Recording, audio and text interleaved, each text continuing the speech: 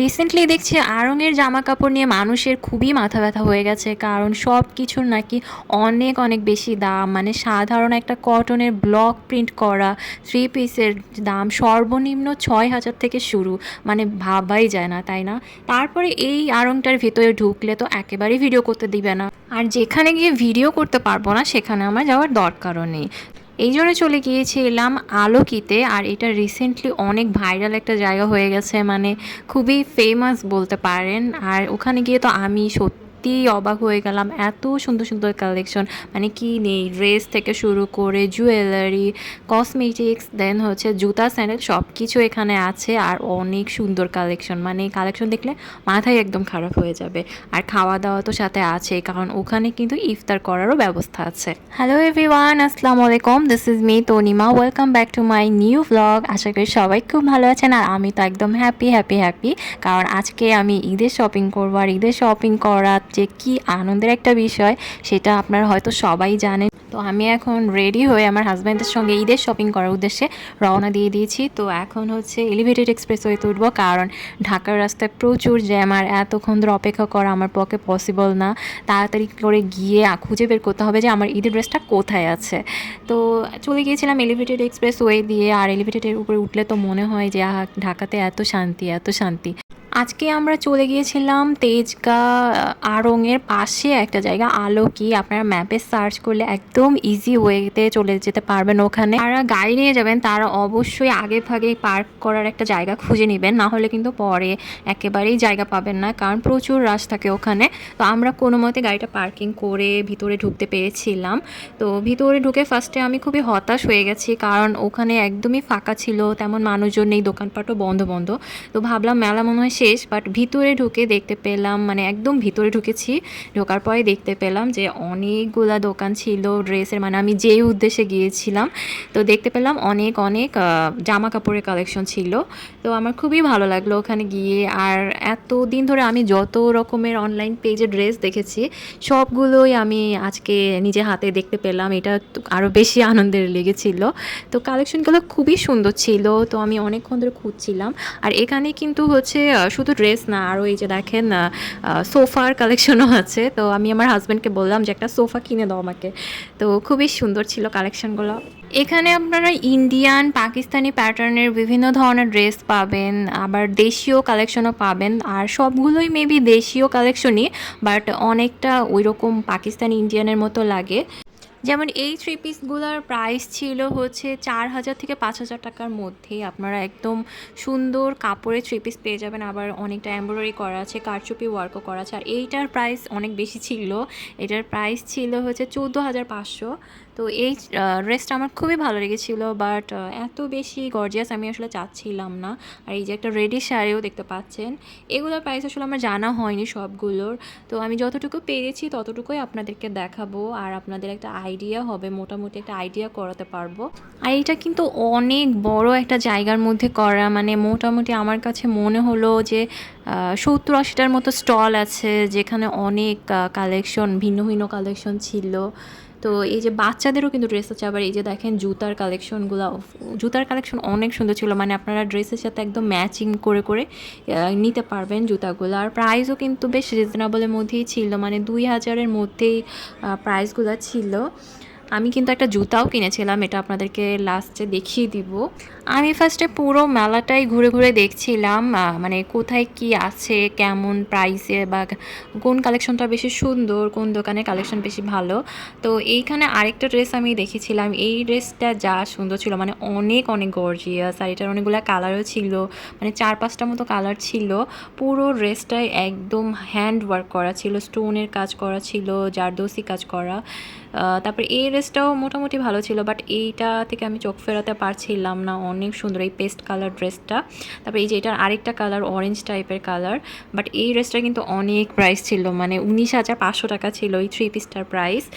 তো এইটা থেকে একটু দূরেই চলে গেলাম, এটা আর দেখছি না। এরপরে অন্য আরেকটা জায়গায় দেখছিলাম, এখানে কিন্তু অনেক জামদানি শাড়ির কালেকশন ছিল। এগুলো আমার প্রাইস ঠিক জানা হয়নি, কত হবে আমি জানি না, বাট এই পেজগুলোর নাম আপনারা সার্চ করলে পেয়ে যাবেন। আর এরকম জায়গা থেকে সুন্দর ছোট ছোট মিরর দেওয়া ছিল, এগুলো আমার খুবই ভালো লেগেছে। আমি মিররে দাঁড়িয়ে দাঁড়িয়ে কিছুটা ভিডিও করে নিয়েছিলাম। তারপরে এই দোকানের কালেকশনগুলোও দেখেন অনেক অনেক গর্জিয়াস, মানে এত সুন্দর। আর এগুলার প্রাইস ওইটার থেকে একটু কম ছিল, মানে 8,000 থেকে 9,000-এর মধ্যে ছিল, আবার বেশিও ছিল, আবার অনেকগুলোর প্রাইস 5-6 হাজারের মধ্যেও আপনারা পেয়ে যাবেন। মানে কাজের উপরে ডিপেন্ড করে, যেটা যত বেশি কাজ সেটার প্রাইস তত বেশি। তো এখানে একটা ব্ল্যাক দেখেছিলাম, ব্ল্যাকটা খুবই সুন্দর। তারপর এখানে কিছু ফেক নেলসের কালেকশন দেখছিলাম, এগুলো অনেক সুন্দর ছিল। তারপর এই যে দেখেন পুরো মেলাটা কিন্তু অনেক অনেক বড়, আর খুব একটা রাশ তখন ছিল না, কারণ আমরা দুপুরের দিকে গিয়েছিলাম, মানে 3টার দিকে। তো এই জুয়েলারি কালেকশনগুলোও সুন্দর। আমার আসলে ওইরকম জুয়েলারি কেনা হয়নি, কারণ ড্রেস খুঁজতে খুঁজতে আমার অনেক সময় চলে গিয়েছিল, আর সবগুলো দোকান ভিজিট করে ড্রেস খুঁজে বের করা মানে অনেক সময়ের ব্যাপার। তো তারপর এই দোকানটায় আসি, এইখানকার ড্রেসটাও আমার মোটামুটি ভালোই লেগেছিল। আর এই যে দেখেন পুরো মেলাটা কত বড় জায়গার উপরে, মানে ঘুরে শেষ করা যায় না। তারপর এই পাশটা তো আছে, আবার অন্য আরেকটা সাইড আছে, ওখানে আরও এক্সপেন্সিভ মানে ইউনিক ধরনের কিছু ড্রেসের কালেকশন আমি দেখেছিলাম, ওটা লাস্টে দেখাবো। তো এইখানে আরও অনেক ফিঙ্গার রিং, তারপরে হচ্ছে এই যে কসমেটিক্স আইটেমও আছে। তো এগুলো আমি একটু ঘুরে ঘুরে দেখছিলাম, মানে আপনাদেরকে দেখানোর উদ্দেশ্যেই দেখছিলাম। আর এই ঈদ কার্ডগুলো এত ভালো লাগে, মানে ছোটোবেলায় অনেক ঈদ কার্ড কিনতাম, আর ফ্রেন্ডদেরকে দিতাম, তারপর আমার ভাই বোনদেরকে দিতাম। তো এখন আর ওই জিনিসটা হয় না। তারপর এখানে কিছু জিমিচো শাড়ি দেখেছিলাম, এই শাড়িগুলোর প্রাইস ছিল 5,500 টাকা করে, অনেকগুলো কালার ছিল, মানে ব্ল্যাক, ব্লু, গ্রিন, পিঙ্ক, তারপর গোল্ডেন কালার ছিল। গোল্ডেন কালারটা আমার কাছে মোটামুটি ভালোই লাগছিল। আর এই ড্রেসটা দেখে আমি আর চোখ ফেরাতে পারি নাই, মানে অনেক ইউনিক লেগেছে। মানে ময়ূরের পেখমের যেই কাজটা হয় না, ওইভাবে ওরা হ্যান্ড ওয়ার্ক করেছে, মানে এত সুন্দর আর এত, মানে আমার কাছে জিনিসটা খুবই ভালো লেগেছে। আপনাদের কেমন লাগবে জানি না। তো ওইটার সঙ্গে হচ্ছে আমি একটা স্যান্ডেলও দেখছিলাম, এই যে ব্ল্যাক কালার স্যান্ডেল। এখানে একই রকমের স্যান্ডেল, বাট দুই প্যাটার্নের। তো এই স্যান্ডেলটা আমার খুব কমফোর্টেবল লাগছিলো, এটা আমি পরে ট্রায়াল করে দেখলাম যে আসলে অনেক কমফোর্টেবল, আবার একটু হিলও আছে। তো আমার আসলে কমফোর্টেবল জুতা না হলে আমি আর নিতে পারি না, যত সুন্দরই হোক। তো কমফোর্টেবল হচ্ছে প্রথমত হতেই হবে। তো এই জুয়েলারিগুলোও অনেক সুন্দর, মানে কি বলবো, এটা কিন্তু অন্য সাইডের, এখানে কিন্তু আনজারার শোরুমও আছে, মানে শপ আছে। তো ওইটা একটু ঘুরে দেখছিলাম। আর আমাদের আসলে অনেকটা লেট হয়ে গিয়েছিল, প্রায় তখন 5:30 মতো বাজে। তো বাসায় ফিরতে হবে, ইফতার করতে হবে, আর এখানে আমরা ইফতার করবো না।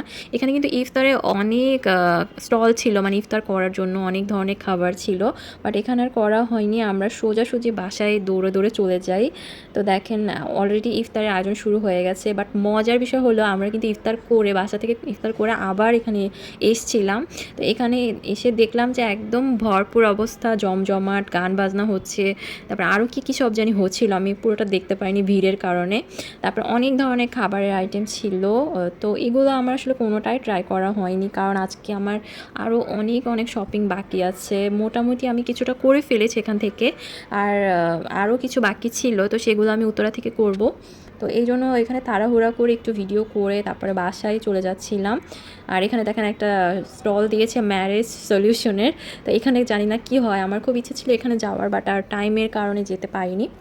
আর এই জামদানি দোকানটা একদম সামনেই ছিল, এখানে একদম লাইভ জামদানি শাড়ি বানিয়ে দেখাচ্ছিলেন ওনারা। তো হঠাৎ করে ঝিরিঝিরি বৃষ্টি শুরু হয়ে গেল কেন জানি, বাট আমার তো এখনও অনেক শপিং করার বাকি। আর ওই দিন আমি প্রায় রাত 12টা পর্যন্ত শপিং করেছিলাম, ওখান থেকে আর্লি চলে আসছিলাম, বাট উত্তরা এসে 12টা বেজে গিয়েছিলো শপিং করতে করতে। তারপরে ফুচকা খেয়েছিলাম উত্তরা চেয়ার্স থেকে।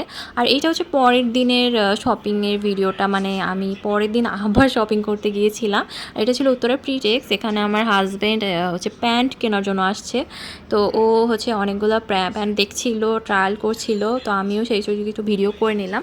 উত্তরার প্রিটেক্সটা আমার বেশ ভালো লাগে, কারণ এখানে জিনিসপত্র কোয়ালিটিগুলো মোটামুটি ভালোই হয়, আর প্রাইসও হচ্ছে রিজনেবল, মানে খুব বেশি প্রাইস এখানে কিন্তু না, আপনারা চাইলে এখানে আসতে পারেন। আর এখানে জুতার কালেকশনগুলো বেশ সুন্দর ছিল, মেয়েদের জুতা। তো আমি এই জুতাটা দেখছিলাম, কারণ আমি অলরেডি একটা ব্ল্যাক জুতা কিনে নিয়েছি। তো ওইটা দেখে আমার মনে হলো এই জুতাটা হচ্ছে আমার ড্রেসের সাথে বেশি ম্যাচিং হয়, বাট এই জুতাটা ওইটার মতো এত কমফোর্টেবল ছিল না। তো ভাবলাম যে যেটা কিনছি ওইটাই ভালো। তারপর আমি সব জুতাগুলো ভিডিও করছিলাম। আর এই জুতাটার প্রাইস ছিল 1500 সামথিং। তো এইখানে আরও অনেকগুলো ফ্লোর ছিল, আমি উপরে যাচ্ছিলাম, উপরে ছেলেদের আরও জিনিসপত্র ছিল, মানে পাঞ্জাবি, শার্ট, টি শার্ট সব কিছুই।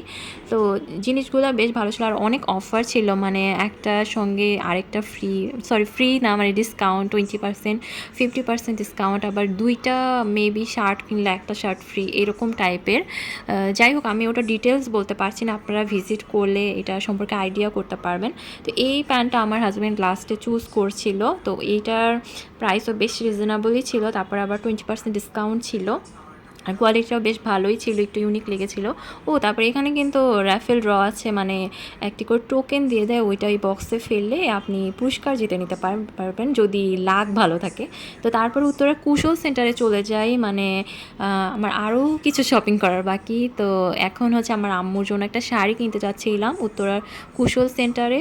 তো কুশল সেন্টারে অনেক ভিড় ছিল উত্তরায়, মানে এখন পুরাই জমজমাট অবস্থা, এত এত মার্কেট, তো মানুষ মানে কিভাবে কোন দিক থেকে কী শপিং করবে, মানুষের মাথা মনে খারাপ হয়ে গেছে, এই জন্য ভিড়ে খালি ঘোরাঘুরি করছে। তো কুশল সেন্টারের সেকেন্ড ফ্লোরে চলে যাই, ওখানে অনেক শাড়ির দোকান, মানে একটা সাইডে পুরো শাড়ির দোকান, আর একটা সাইডে পাঞ্জাবি, আর এখানে আপনারা অবশ্যই এসে কিনতে পারবেন, কারণ এখানে প্রাইস কিন্তু খুবই রিজনেবল। তবে অবশ্যই বার্গেনিং করতে হবে, প্রচুর বার্গেনিং করতে হবে, কারণ প্রত্যেকটা জিনিসের দামই তারা ডাবল করে চায়। তো যখনই যে প্রাইসটা বলবে আপনারা অর্ধেক প্রাইস বলবেন, তাহলে দেখবেন যে আর 200-100 টাকা বাড়ালেই দিয়ে দিচ্ছে। তো এমনই অবস্থা হয়, জানি না কেন এত হাই প্রাইস চায়, পরে হচ্ছে অর্ধেক দামে দিয়ে দেয়, আমি এটা আসলে বুঝি না। তো শাড়ি দেখছিলাম, দেখতে দেখতে একটা শাড়ি পছন্দ হলো, তারপর ওটা নিয়েছিলাম। শাড়িটা আপনাদেরকে ভিডিও লাস্টে দেখিয়ে দিব। আমি হচ্ছে শাড়িটা কিনেছিলাম নবরূপা নামের একটি দোকান থেকে। দোকানের শাড়িগুলো খুবই ভালো এবং সার্ভিস খুবই ভালো, তবে বার্গেনিং মাস্ট করতেই হবে। তো এই হচ্ছে শাড়িটা, আমি এখন আপনাদেরকে শাড়িটা দেখাবো, এই যে দোকানের নামটা ভালো করে দেখে নিন, নবরূপা শাড়ি। তো এই হচ্ছে শাড়িটার কালারটা আমার খুবই ভালো লেগেছিল, মানে কালারটা খুবই আই সুতিং একটা কালার, আর যেহেতু আমার আম্মু বয়স্ক মানুষ, তো এই ধরনের শাড়ি তাকে খুবই ভালো লাগবে। আমার আজকে শপিং ব্লগটি এই পর্যন্তই, আশা করি আপনাদের সবার ভালো লেগেছে। ভালো লাগলে কিন্তু অবশ্যই লাইক, কমেন্ট, শেয়ার করে দেবেন ভিডিওটি, এবং আমার চ্যানেলটিতে প্লিজ একটি সাবস্ক্রাইব করে দিবেন।